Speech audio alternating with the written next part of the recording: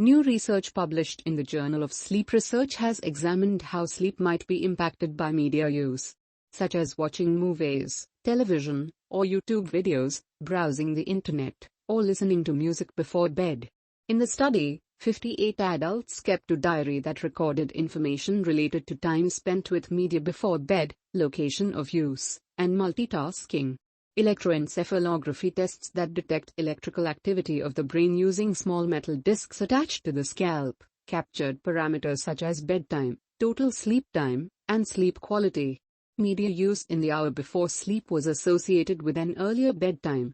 If the before-bed use did not involve multitasking and was conducted in bed, it was also associated with more total sleep time. A long use of media was associated with later bedtime and less total sleep time. Sleep quality was unaffected by media use before bed. If you are going to use media, like watching TV or listening to music, before bed, keep it a short, focused session and you are unlikely to experience any negative outcomes in your sleep that night, said lead author of the University of Delaware.